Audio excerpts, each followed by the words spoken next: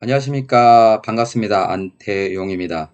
오늘은 제 책 1000명의 팬을 만들어라에 대해서 기존에 2018년 10월에 출간 강연회를 한 내용을 가지고 다시 한번 리메이크 해봤습니다. 자세한 내용은 제 책을 참고하시면 됩니다. 제 프로필은 간단히 이렇습니다. 기존에 1000명의 팬을 만들어라를 출간했고 이어서 그 후작으로 다시 해석하는 고객 만족을 출간했으며 올해 최근에는 백년 교육을 이끌어낸 최송설당이라는 소설도 집필한 바 있습니다. 그 외 CS 강사나 네이버 오디오 클립에 다 했어도 공동으로 진행하고 있습니다. 자, 먼저 똘똘한 고객. 요즘 흔히들 부동산 업계에서 똘똘한 한 채가 유행이고 이슈죠. 마찬가지로 우리 고객 서비스 분야에 있어서도 똘똘한 고객이 이슈고 하두라고 보면 되겠습니다. 정말로 99명의 뜨내기 고객보다는 단 한 명의 충성 고객이 가장 필요합니다. 자, 그러면은 충성 고객은 누가 만듭니까? 바로 만족한 고객이 충성 고객이 되는 것입니다. 충성 고객은 지속적인 수익을 창출해 줄 수 있습니다. 그렇기 때문에 우리에겐 그 누구보다도 충성 고객이 필요하고 절실한 까닭입니다. 제 책에서 충성 고객을 팬으로 표현을 했고 1000명은 소수정예라는 뜻으로 이해하시면 될 것 같습니다. 그리고 지금까지 제가 연구한 바에 따르면은 최고의 충성 고객 중에 한 분야는 바로 할리 데이비슨 동호회 회원들이라고 볼 수 있습니다. 책 내용에도 있겠지만은 그 할리 데이비슨 동호회 회원들은 할리 데이비슨이 부도날 우려가 있을 때도 회원들이 똘똘 뭉쳐서 그 회사의 제품과 각종 서비스를 이용해서 회사가 재건하는데 큰 역할을 한 바가 있습니다. 이 정도면은 충성 고객보다 더 이상의 그 어떤 존재라고 볼 수 있겠지요. 대단한 동호회 멤버들입니다. 그래서 기업이나 점포, 대인관계에서 공통되는 적용 원리가 바로 똘똘한 고객이 아닌가 생각됩니다. 참고로 CS 같은 경우는 기존에는 커스터머 서비스 해가지고 서비스에 중점을 뒀었고요. 이 이야기는 고객 서비스가 최초로 도입될 때 얘기고 이런 S가 시대가 흘러서 세리스팩션, 즉 고객 만족으로 바뀌었으며 최근에는 서프라이즈, 즉 고객 감동에까지 이르고 있다는 것을 명심해야 하겠습니다. 그 다음으로 감성. 기업은 숫자로 다 경영을 하고 있습니다. 무슨 손익 분석이니 회계 분석 이렇게 해가지고 숫자로 경영을 하고 있는데 정작 그 기업의 제품과 서비스를 구매하는 고객은 감성으로 소비를 하고 있습니다. 이게 기업과 고객의 차이로 보면 되겠죠. 그래서 요즘의 트렌드는 품질과 성능보다는 룩 앤 필의 감성 소비에 치중하고 있다는 것을 아셔야 되겠습니다. 감성은 공감을 통해서 호의적인 감정 또는 행동을 유도할 수 있는 인자라고 볼 수 있습니다. 고객 감성에 맞추면은 고객들은 열광하게 되고 이렇게 해가지고 고객들은 더 많은 소비를 할 수 있습니다. 예전에 리처 칼튼에서 있었던 사례인데 리처 칼튼의 부모와 같이 투숙한 어린애가 있었는데 집으로 복귀할 때 자기가 애지중지하던 기린 인형을 두고 왔습니다. 집에 온 아이는 엄마 아빠한테 울고불고 난리가 났습니다. 기린 인형을 두고 왔다고. 그래서 엄마 아빠는 호텔에 전화를 해가지고 기린 인형을 보내달라고 했었는데 호텔에서는 그 이상으로 보내주는 건 당연하고 직접 사진을 찍어가지고 기린 인형이 조씨인데 조씨는 휴가 중이라는 그런 멘트도 해가지고 보내주고 나중에 인형도 보내줬다 해가지고 어린아이는 대만족하고 울음도 그쳤답니다. 이 정도면은 아주 멋진 경우죠. 비단 이런 경우는 해외 사례뿐만 아니라 우리나라의 경우도 있습니다. 초코파이로 유명한 회사에서 정이라는 것으로 광고를 많이 했던 기억이 나실 겁니다. 이 얘기는 집배원 아저씨가 매일 늦게까지 우편물을 보낼 때 어린아이가 아저씨의 고생하는 것을 보고 고맙다고 초코파이 하나를 건네는 장면인데 그 초코파이에 정이라는 문구도 씌어 있었습니다. 이런 식으로 그런 고객의 감성에 입각해서 영업을 하는 것은 참 트렌드에 맞는 그런 효과라고 볼 수 있습니다. 그 다음으로 소통 마케팅.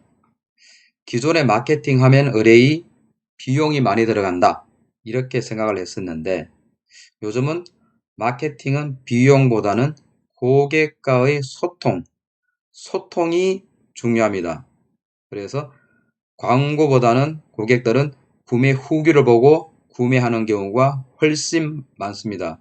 저 같은 경우도 인터넷 구매를 할 때 단순한 광고라든가 그런 제품의 그런 외양보다는 그 구매 후기 그런 것을 보고 대체로 사람들이 괜찮게 평가하는구나 그런 내용을 보고 구매를 하고 있습니다. 그래서 고객을 먼저 찾아가지 말고 찾아오게 해야 됩니다. 맛집으로 소문이 나면은 어떻습니까? 1시간이고 2시간이고 쭉 줄을 서가지고 사 먹는 그런 풍경 많이 보시죠? 이와 반대로 그렇게 맛이 없거나 알려지지 않는 집은 어떻습니까? 그 파리가 날리고 그 다음에 어떻습니까? 고객을 찾아오게 하기 위해서 호객 행위를 하고 마케팅 비용도 많이 쓰지만은 그 방법이 잘못된 것이죠. 고객을 찾아오게 하기 위해서는 먼저 나의 제품과 서비스에 탁월함이 있어야 되고 그 다음으로 필요한 게 바로 고객과의 소통 이런 게 필요합니다. 소통은 어떻게 해야 되나? 바로 진정성 있는 소통을 해야 한다고 봅니다.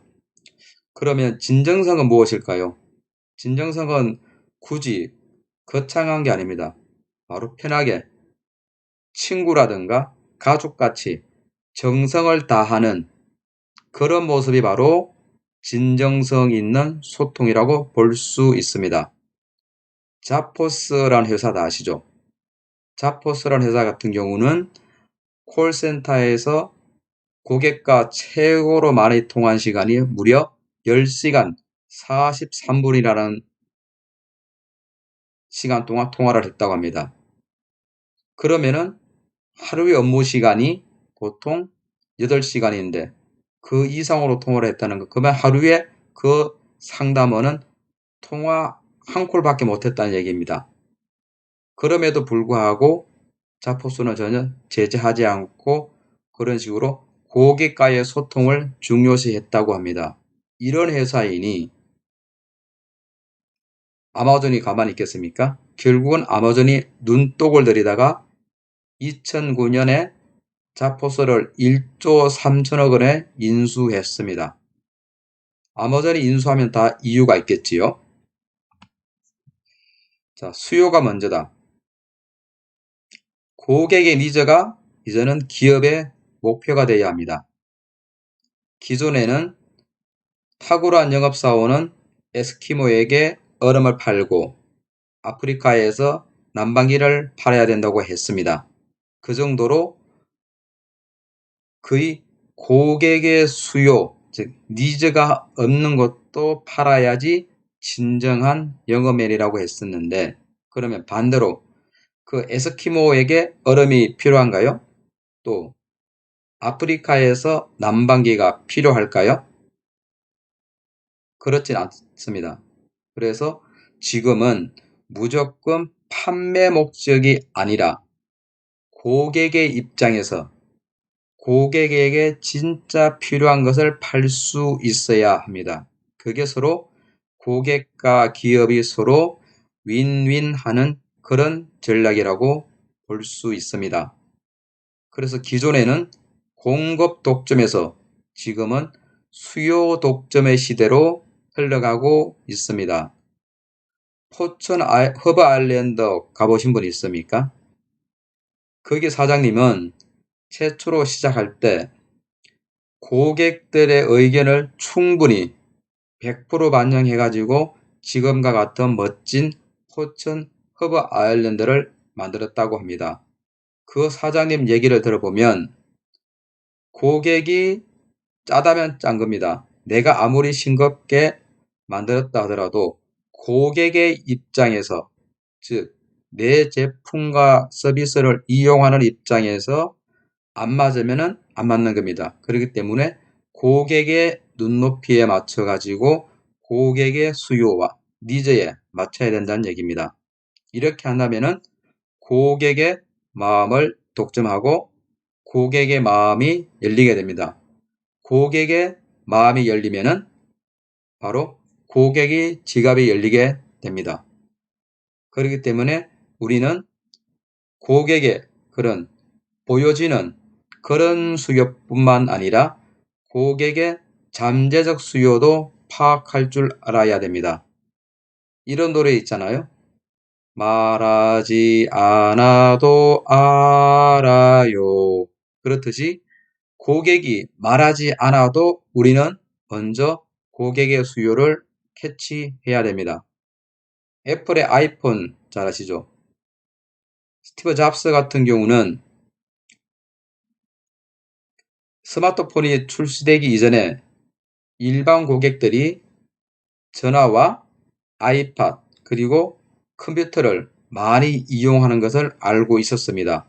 그러나 그때 당시에 일반 휴대폰이라든가 아이팟은 휴대를 하는데 휴대폰 하나, 아이팟 하나 따로따로 들고 다니고 또 컴퓨터 같은 경우는 집이나 사무실에 어떤 정착이 됐을 때 이용하니까 그런 컴퓨터를 이용하고자 하는 수요에 완벽하게 충족이 안 되는 상황이었습니다. 이것을 간파한 애플에서는 전화와 아이팟 그리고 컴퓨터를 합쳐가지고 새롭게 만들어낸 기계가 바로 아이폰, 스마트폰입니다. 정말 이런 것은 고객의 니즈를 먼저 캐치해가지고 새로운 수요를 창출해낸 것이라고 볼 수 있습니다. 사소한 배려. 고객들은 큰 것 한 방을 바라지 않습니다. 짜잘한 것, 사소한 것, 그런 거를 충족시켜 줬을 때 오히려 만족하고 감동하게 됩니다. 예를 들어서 비 올 때 식당에 우산을 두고 오는 경우 경험하셨죠? 그런 경우 나중에 찾아갔을 때 내 것임을 알고 챙겨줬을 때 얼마나 고맙습니까? 그 다음에 또 요즘 흔히들 보면은 우리 커피숍이라든가 공항에 가면은 휴대폰 충전기가 다 돼 있죠? 이런 거는 진짜 휴대폰 같은 경우는 배터리가 항상 문제가 되는데 그렇게 어디서나 충전할 수 있게 만들어 놓은 그런 커피숍이라든가 공항은 정말 획기적입니다. 참고로 기존에 해외 공항에 가봤을 때는 그런 휴대폰 충전하는 그런 서비스가 없었습니다. 거기에 비할 때 우리나라의 인천공항은 정말로 고객의 입장에서 한 발짝 다가가는 사소한 배려를 잘 하는 것이라고 볼 수 있습니다. 여름이면 동네 트럭 과일 장사 자주 볼 수 있습니다. 보면은 그 즉석에서 시식을 하게 되는데 그 자리에서 바로 칼로 과일을 깎아서 먹을 만한 크기로 잘라서 그냥 칼로 푹 찔러서 이렇게 건네거든요. 어쩌면은 정감적이라고 볼 수 있지만은 달리 보면은 그 과일 이면에는 고객한테 칼을 들이미는 거잖아요. 이런 부분은 참 제가 당했을 때 썩 그렇게 좋게는 보이지 않습니다. 물론 그때 트럭 과일 장사기 때문에 어쩔 수 없다고 할 수 있는데 그거는 그 공급자 논리이고 고객의 입장에서 볼 때는 얼마나 그게 칼을 들이대는 것은 위협적일 수 있습니다. 조금만 배려를 한다 그러면은 이쑤시개 같은 걸 이용해 가지고 그렇게 한다면은 훨씬 좋지 않았을까 그렇게 한번 생각을 해 봅니다. 그리고 요즘은 서비스 약자층도 배려할 줄 알아야 됩니다. 기존의 지하철에 보면은 노약자석이 잘 되어 있었는데 참 보기가 좋습니다. 거기에다가 한층 더 요즘에는 분홍색으로 임신부석을 마련해 놨는데 거기 참 요즘 같은 저출산 시대에 임신부를 배려하는 참 지하철에 참 앞서가는 그러한 배려 같습니다. 뿐만 아니라 여름에는 특히 양냉방차, 강냉방차 해가지고 고객의 선택에 따라 가지고 더 춥고 덜 시원하고 더 시원하고 그런 기차칸을 골라서 갈 수 있게 하는 것은 참 고객을 위한 사소한 배려라고 볼 수 있습니다. 이런 말이 있죠. 처마 끝에 낙수물이 돌을 뚫는다고. 물 한 방울 한 방울은 아무것도 아니라고 볼 수 있지만은 이것이 수십 번, 수천 회, 몇 년, 몇십 년을 걸쳐 가다 보면은 결국 돌도 뚫을 수 있습니다. 그렇듯이 지금 당장은 어쩔 수 없다고 말할 수 있는데 이렇게 어쩔 수 없다고 말하다가 결국은 어쩔 수 없이 망하게 된다는 것을 명심해야 되겠습니다. 그 다음에 고객의 안전. 무엇보다 가장 중요한 게 바로 고객의 안전입니다. 예전에 우리 애가 어릴 때 제주도에 가서 잠수함 투어를 한 적이 있습니다. 그때는 풍랑이 많이 일고 불안했었는데 그 업주에서는 그 서비스를 강행했습니다.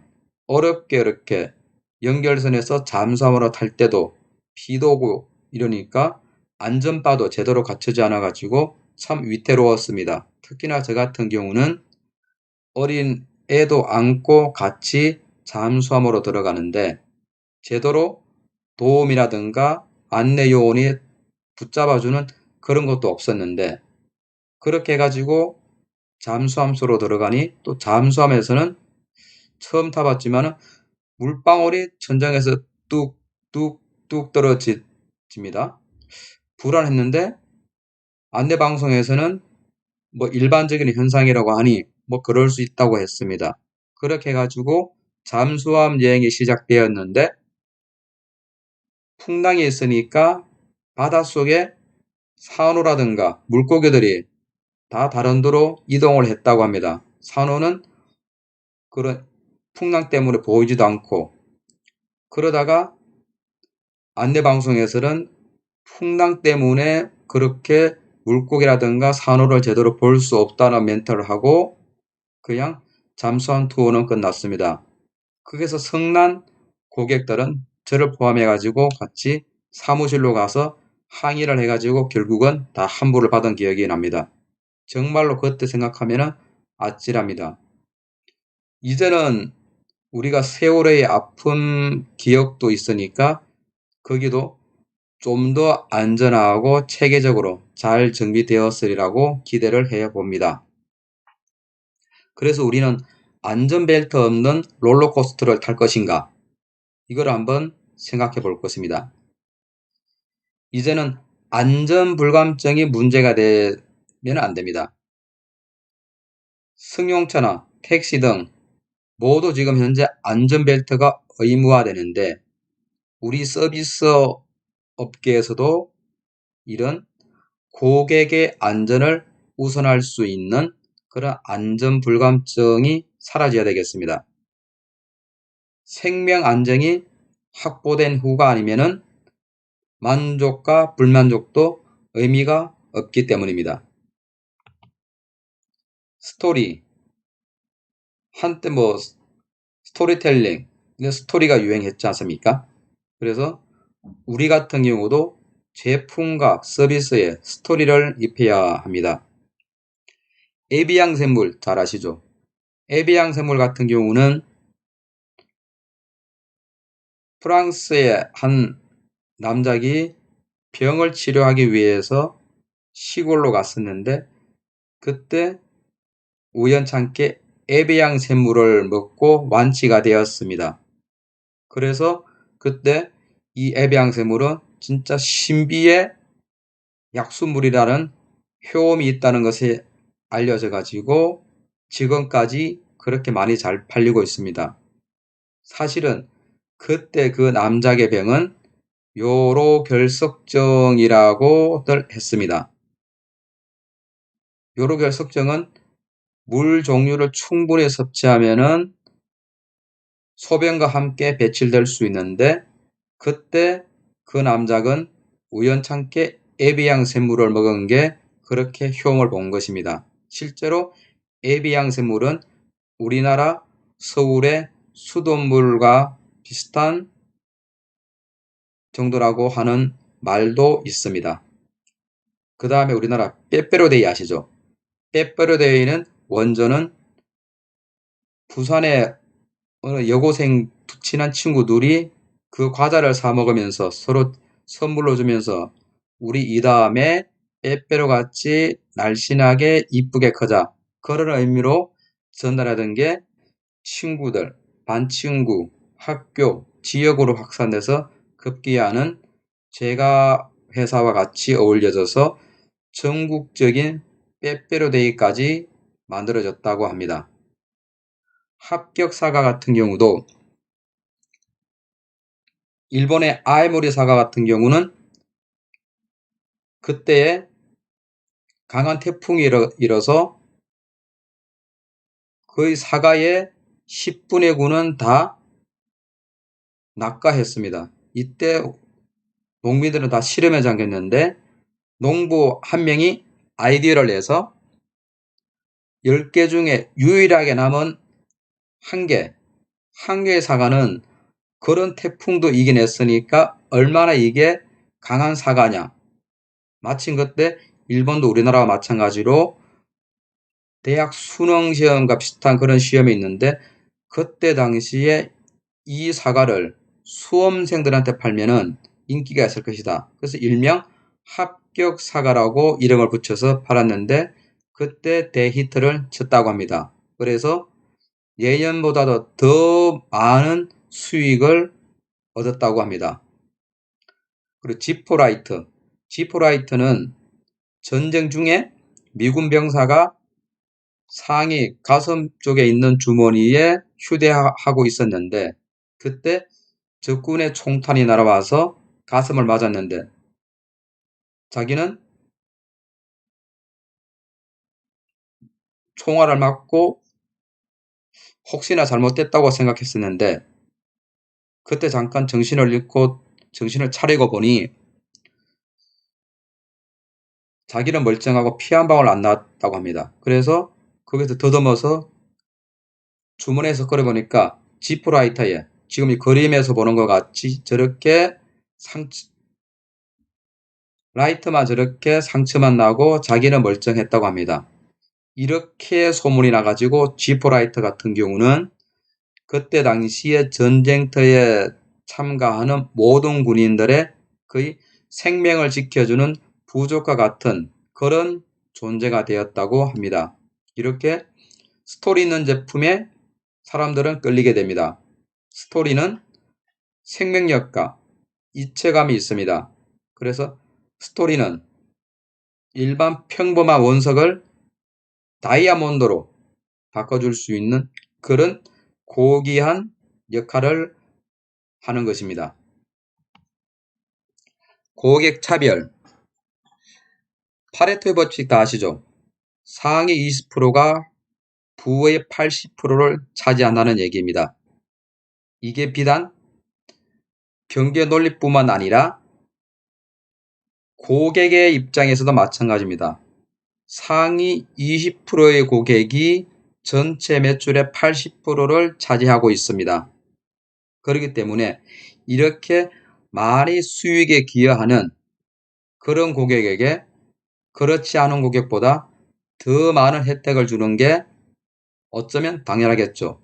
이렇게 고객 차별을 하는 것이 실질적인 평등이 아닌가 그렇게 생각을 해봅니다. 기업들은 신규 고객 유치를 위해서 혈안되어 있는데 자료에 의하면 신규 고객 유치 비용이 기존 고객 유지하는 비용의 8배나 더 든다고 합니다. 그러니 신규 고객 유치보다는 기존 고객에게 조금이나마 더 8분의 1 이상으로 혜택을 준다 그러면은 훨씬 더 많은 매출이 일어날 수 있을 것 같습니다. 이런 말이 있죠. 굴러 들어온 돌이 박힌 돌 빼낸다고. 제가 기존 고객이라 그러면은 신규 고객에게 그렇게 8배의 혜택을 준다는 사실을 안다면은 어떻게 하겠습니까? 그 기업을 떠나겠죠. 왜냐? 기존에 그렇게 열심히 사줬는데도 잡은 물고기라고 그렇게 먹이를 안 주면 되겠습니까? 그렇기 때문에 신규 고객 잡다가 굴러 들어온 돌이 박힌 돌, 기존 고객을 빼내는 그런 우를 범해서는 안 됩니다. 즉 지금은 잡은 물고기에게 먹이를 2배로 더 줘라는 말이 맞습니다. 감사합니다. 지금 제 강의가 끝난 게 아니고 이 감사합니다라는 이 말 하루에 500번 정도 하면은 인생이 바뀐다는 그런 연구 결과도 있다고 합니다.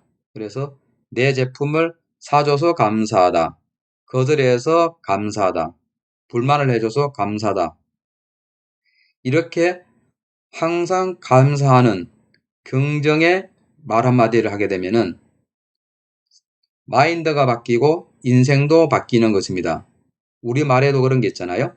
말 한마디로 천냥빛을 갚는다는 말.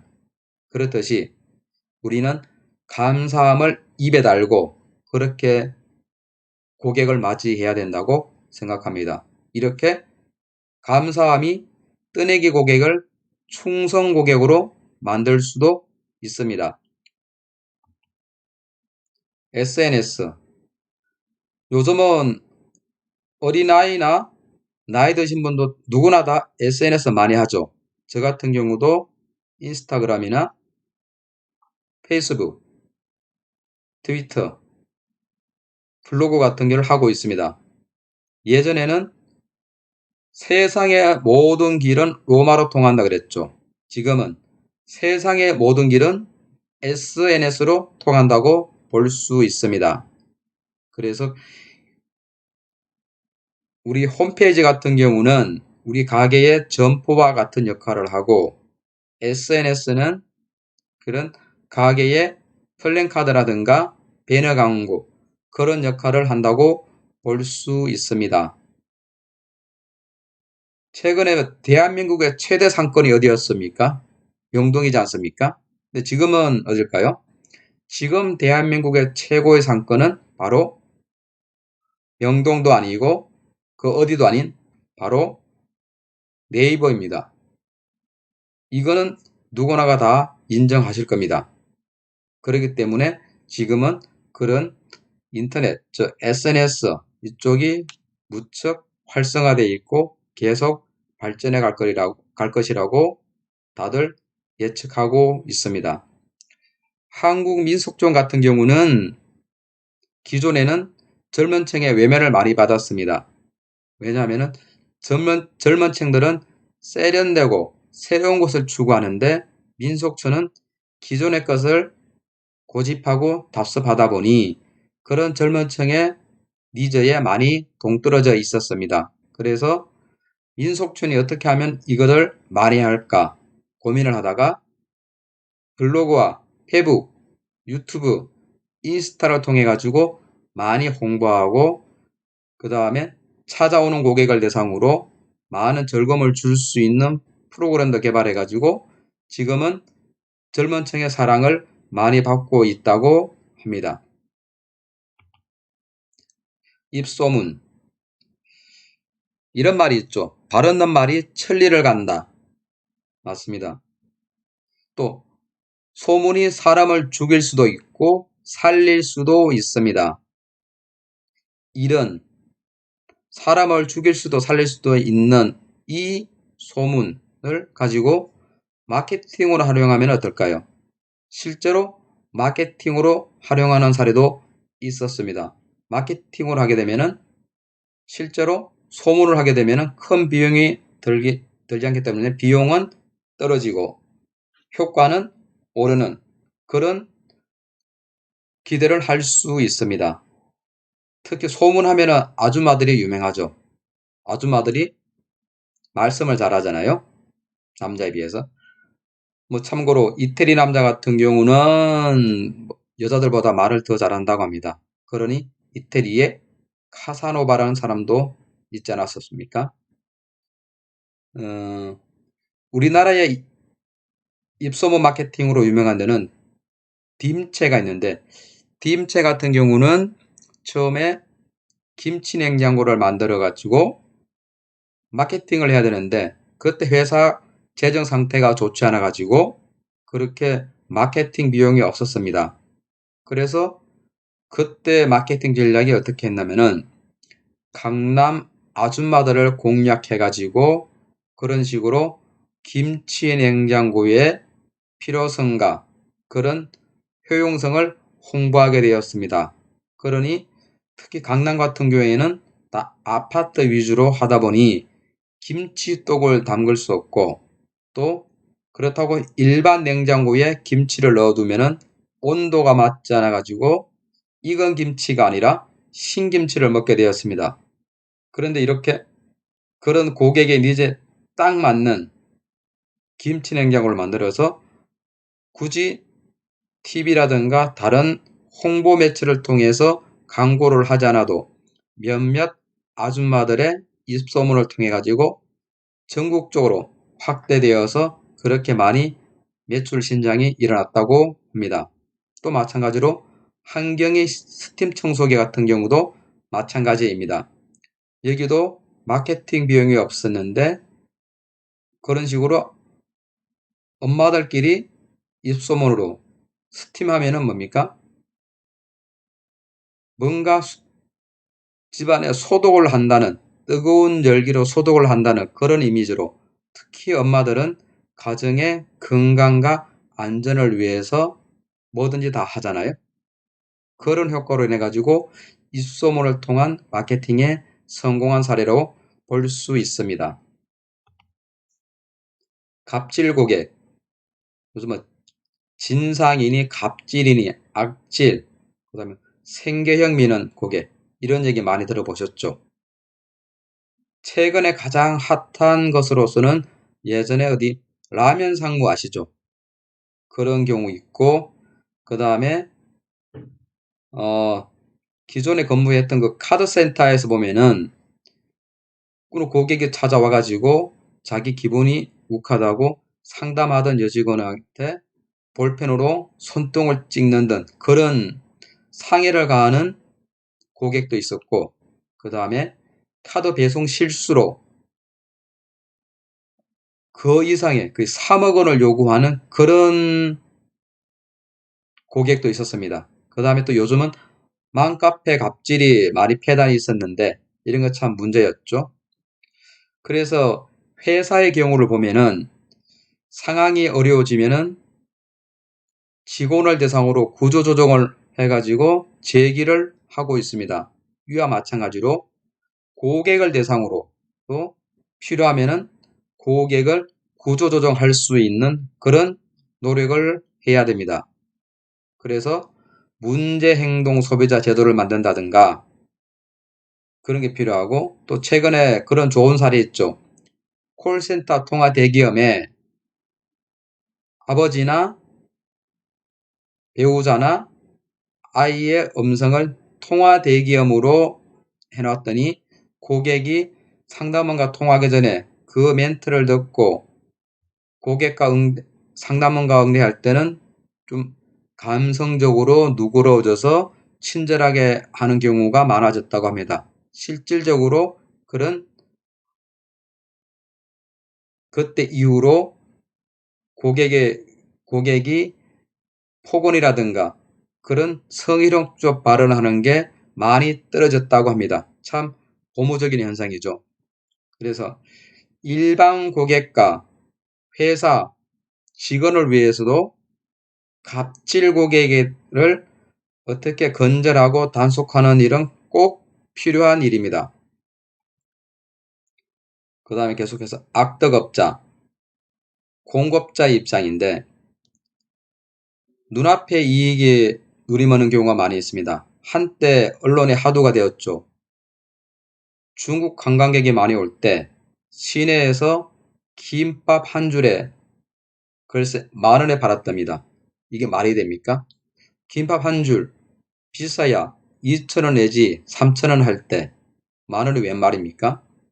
이 고객은 그냥 김밥을 사 먹을 때는 그대로 10,000원을 다 치르고 줬답니다. 하지만은 해외여행을 다니는 사람이면은 세상 물정을 누구보다도 더 잘 알 겁니다.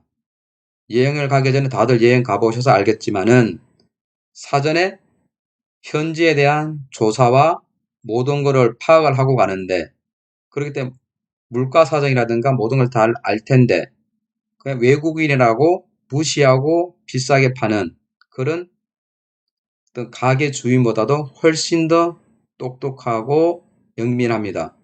그렇듯이 그 고객도 그냥 10,000원을 다 지불하고 중국으로 돌아가서 어떻게 했습니까? 자기의 SNS에 한국에서 10,000원짜리 김밥을 사 먹었다 해가지고 쫙 퍼졌습니다. 그래서 결국은 우리나라의 이미지가 실추되지 않았습니까? 참 치명적인 거죠. 또 보면은 이제 중국 호텔 같은 경우는 그 종업원들이 걸레로 컵 닦는 장면도 나오고 그런 경우 있었는데 또 그 다음에 유명한 가수 데이브 캐롤 아시죠? 데이브 캐롤이 유나이티드 항공을 이용해 가지고 이동을 할 때 자기 기타가 다 망가졌습니다. 가수한테 기타가 생명인데 그래가지고 거기에 대해서 변상을 요구했는데 자기들은 책임이 없다는 항공사의 항변에 발끈해서 데이브 캐롤은 그 상황을 노래로 만들어서 퍼뜨렸습니다. 그때는 유나이티드 항공은 이미지 실추되고 주가까지 폭락하는 경우가 있었다고 합니다. 그때 이후로 항공사는 데이브 캐롤한테 보상을 해줬지만 늦은 거죠. 뿐만 아니라 이 유나이티드 항공은 얼마 전에도 고객 정원에 초과하는 오버부킹을 해가지고 고객들이 중복으로 와가지고 문제가 된 경우도 있었습니다. 여기에 대해 데이브 캐롤은 또 혹평을 한 적이 있습니다. 그래서 우리는 황금알을 낳는 그 일에 배를 가르면 안 되겠습니다. 급하다고 해서 배를 가르면은 뱃속에 그렇게 황금알이 무더기로 쌓이는 것도 아니지 않습니까? 차분하게 인내하고 그 다음에 고객을 생각하는 그런 기본에 충실해야 되겠습니다. 고객의 기억에서 우리가 잊혀질 때 그 기업은 그냥 없어집니다. 고객 한 사람이 불만이 있을 경우에 그 고객은 자기 주변에 20명에게 불만을 얘기한다고 합니다. 그 고객의 불만을 1차로 들은 20명은 또 자기 지인들한테 5명한테 불만을 제기한다는 그런 통계 연구 자료가 있습니다. 그렇기 때문에 한 사람의 불만 뒤에는 무려 100명의 부정적인 이미지를 갖고 있는 사람이 있다고 보면 되겠습니다. 그렇기 때문에 되게 치명적이죠. 특히나 요즘은 SNS로 그렇게 퍼뜨리기 때문에 거의 완전히 파괴적인 효과가 일어날 수 있습니다. 놀라운 변신. 우리는 항상 최선을 다했다고 합니다. 근데 최선을 다했다는 것은 우리 공급자 기준이 아니라 고객이 판단해야 됩니다. 잘된 사례로 보면은 덕평 휴게소 가보셨습니까? 덕평 휴게소 이후로 지금 우리나라의 대부분의 휴게소도 지금 깔끔하게 정비가 되고 있는데, 덕평 휴게소 보면은 거기는 한 4, 5년 전에 방문했을 때 정말로 놀라울 정도로 깔끔하고 위생적이고 참 체계적으로 잘 갖춰졌습니다. 하물며 애완견 놀이터까지 구비해 나왔습니다. 이에 반해서 몇 년 전에 해외여행 갔을 때 해외여행은 화장실도 유료로 하고 있었습니다. 참 화장실에서도 돈 받는 거 보면 참 씁쓸했습니다. 반대로 또 미국의 노드스트롬 백화점이 있는데, 노드스트롬 백화점에 어떤 한 고객이 타이어를 반품해서 환불해 갔습니다. 이렇게 환불할 때 영수증도 없고 아무것도 없었습니다. 그렇지만 그 점원은 아무런 이유라든가 그런 걸 따지지도 않고 가격이 얼마에 샀냐 물어보고 100%다 환불을 해줬답니다. 더 놀라운 것은 그 노드스트롬 백화점은 타이어를 취급하지 않았답니다. 이게 가능할까요? 그 점원은 무슨 배짱으로?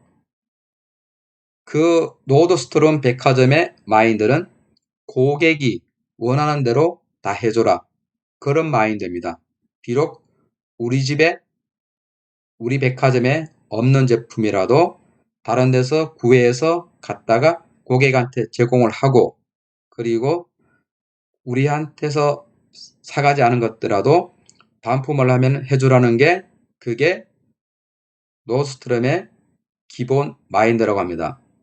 여러분이 노드스트롬의 사장이라면 그렇게 하실 수 있겠습니까? 또 하나 예를 들어보면은 아마존과 코닥 비교하면 되는데, 코닥은 한때 필름 카메라로 유명했잖아요. 그 코닥의 필름 카메라는 잘 나갈 때 이미 코닥에서 디지털 카메라를 개발을 했다고 합니다. 개발을 했었는데 이 디지털 카메라를 일반에 전파하게 되면은 자기들의 기존의 필름 카메라가 인정을 못 받고 그 다음에 자기들의 매출에 문제가 된다고 자기들이 직접 개발한 디지털 카메라를 아예 사장을 해버렸답니다. 그러나 그 후 디지털 카메라는 다른 업종에서 개발을 해가지고 디지털 카메라의 전성시대가 왔고 필름은 거의 안 쓰는 지경에 이르러서 결국은 지금 코닥이 망하게 되었습니다. 이에 반해서 아마존 같은 경우는 최초로 시작할 때 인터넷 서점을 했습니다. 인터넷 서점은 뭡니까? 종이책을 인터넷몰에서 판매하는 그런 가게였었는데, 여기서 종이책뿐만 아니라 노력을 해서 전자책, 즉 이북을 판매하기 위해서 이북 리더기를 아마존에서 직접 만들어서 고객한테 판매를 했습니다. 만약에 코닥 같은 마인드면은 이북을 이용하게 되면은 종이책을 안 사게 되고, 그렇게 되면 매출이 떨어질 수 있습니다.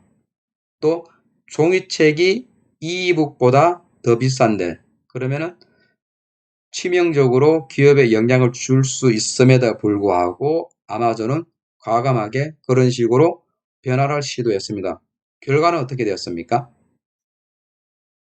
오히려 이북 리더기를 통해서 고객들이 더 편하게 책을 더 많이 읽을 수 있는 그런 기회가 되었습니다. 즉, 박리담회식으로 더 많은 매출이 일어났다고 합니다. 참 아마존과 코닥 대비되죠. 그래서 우리는 수익 창출이 아닌 고객 감동을 핵심 가치로 삼아야 되겠습니다. 또 얘기하지만 자포수 같은 경우는 고객도 위로할 줄 알고 그 다음에 또 통화도 무제한할 수 있게 합니다. 그래서 하루에 상담원들에게 몇 통화 이상은 금지하게 합니다. 근데 우리나라의 경우는 어떻습니까? 우리나라의 콜센터 같은 경우 평균 120콜을 한답니다. 하루에.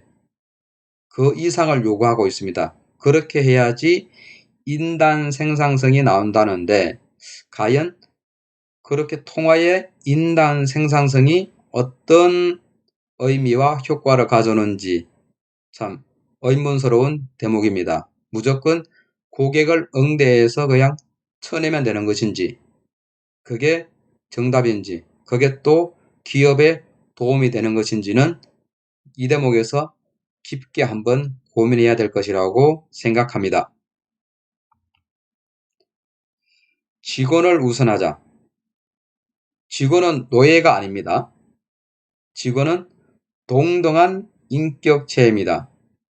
한때 유명했죠. 땅콩회양. 결국 어떻게 되었습니까? 안 좋아졌잖아요. 그렇듯이 먼저 고객도 중요하지만은 고객을 응대하는 직원을 먼저 생각해야 됩니다. 그래서 만족한 직원이 고객을 만족시키고 이렇게 만족한 고객이 충성 고객으로 되는 것입니다. 이것을 가장 잘 실천하는 데는 바로 스타벅스의 하워드 슐처 CEO입니다. 그는 고객보다도 직원을 만족을 가장 우선시했습니다. 그래서 모든 매장에 100% 다 정규직을 채용했다고 합니다. 그 결과 자기 고용 보장이 되고 타 업종에 비해서 안정적이고 보람되게 일을 할 수 있으니 그 만족한 직원들이 고객에게 만족한 서비스를 제공하니 지금 커피업계 어떻습니까? 누가 보더라도 독보적인 존재 아닙니까? 한번 본받을 만한 사례입니다. 또 마찬가지로 자포스의 콜센터 정규직도 마찬가지고요. 그래서 정규 직원을 지금은 현장으로 보내야 됩니다. 현재 우리나라 대부분은 고객 응대 저점에는 비정규직이거나 외주를 두고 있습니다.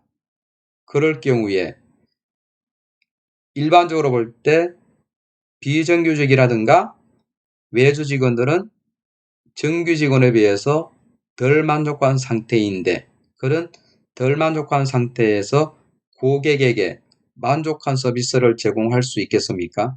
고민해 봐야 됩니다. 그래서 저는 정규 직원을 고객 현장으로 보내야 된다고 생각합니다. 관리부서인 인사, 기획, 지원부서는 어쩌면 이런 부서는 외주라든가 그러면은 비정규직이 하더라도 크게 문제가 없습니다. 이런 부서는 기본적으로 인프라 부서로서 크게 역할을 하는 게 없습니다. 세팅하는 부서잖아요. 그게 그렇게 중요한 게 아니고 더 중요한 건 바로 고객 접점에서 우리 제품과 서비스를 사주는 고객을 어떻게 응대하고 만족시켜주냐. 그게 더 중요하죠. 아무튼 그래서 제가 드리고 싶은 말씀은 직원을 먼저 우선하는 게 가장 중요하다는 것입니다. 고객 중심. 아마존의 고객 중심, 고객 지향 잘 아시죠? 지금은 그런 고객 중심과 고객 지향, 고객 집착을 넘어서 지금은 이제 고객 집착까지 이루고 있는데, 그래서 아마존은 혁신은 모두 고객을 중심으로 하고 있습니다. 이에 반해서 코카콜라는 한때 우를 범한 적이 있죠. 한때 그 코카콜라의 전 CEO였던 더글라스 같은 경우는 여름에는 시원한 콜라를 많이 필요로 하니 많이 수요가 많은 만큼 경제 논리에 입각해서 가격을 인상하자 했고 그렇게 한때 추진했습니다. 그 결과 어떻게 됐습니까? 비난이 일삼았고 불매 운동으로 일어났습니다. 결국 더글라스 CEO는 해고되었습니다. 고객은 숫자와 머리로 하는 게 아닙니다. 바로 고객의 마음을 잡아야 됩니다. 그래서 보면은 실제로 고객 중심 경영 실천 기업은 어느 연구 자료에 의하면은 실제로 이렇게 하는 기업은 불과 3%밖에 안 된다고 합니다. 3%. 그러면은 고객 중심이 이렇게 중요한데 대부분의 회사, 특히 우리나라의 회사 같은 경우는 말로만 고객 중심을 외치지 실질적으로 그렇게 고객 중심은 거의 형식적으로 입각하고 간과하고 있다고 합니다. 그러니 고객 중심을 먼저 선점하고 실행하는 기업에게 성공의 기회가 온다고 볼 수 있습니다. 지금 여러분이 그 기회를 잡으시면 됩니다. 앞으로 미래는 어떻게 될까요? 요즘 하도가 4차 산업혁명 해서 드론이니 인공지능이니 자율주행차, 심지어 우주여행까지 거론하고 있습니다. 그리고 산업의 생산물은 수요자가 필요합니다. 아무리 드론이니 인공지능이니 자율주행차를 만들어낸다고 하더라도 수요가 없으면은 그 만들어낸 제품은 재고로 쌓여지고 결국 시간이 지나서 그 재고에 먼지도 차곡차곡 쌓이고 결국은 폐기 처분되는 지경에 이르게 됩니다. 멀리 볼 거 없습니다. 우리가 2000년대 IT법을 생각해 보십시오. 그때는 너도나도 벤처 다 뛰어들었습니다. 벤처란 이름을 걸고 코스닥에 상장하면은 무조건 묻지마 투자 이런 경우도 있었습니다. 그거 어떻게 됐나요? 결국은 그 IT법을 다 거품이 꺼졌지 않았습니까? 그렇듯이 지금 4차 산업혁명도 무조건 공급의 입장에서 그렇게 열광하고 있는데 과연 그게 공급자 입장에서만 생각하면 될까요? 고객의 눈높이에서 고객의 니즈를 파악하는 게 중요하다고 생각합니다. 그래서 사람을 먼저 보고 모든 고객을 다 안으려고 하면 안 됩니다. 선택과 집중으로 1,000명의 팬만 같이 하면 됩니다. 이렇게 하는 것이 바로 앞으로 4차 산업혁명과 그 이후의 미래를 선점하는 키포인트입니다. 명심하시기 바랍니다. 이상으로 살펴봤고 이 지금까지 제가 말씀드린 내용은 이 모든 게 다 제 책 내용에 있으니 더 자세한 내용을 알고 싶은 분들은 제 책 1,000명의 팬을 만들어라를 한번 보시고 또 관련 책 다시 해석하는 고객만족 또 보십시오. 참고로 제가 쓴 소설 백령교육을 이끌어낸 최송설당 또 함께 봐주시면 감사합니다. 이상으로 저희 강의를 마치겠습니다. 끝까지 청취해 주신 여러분 감사합니다.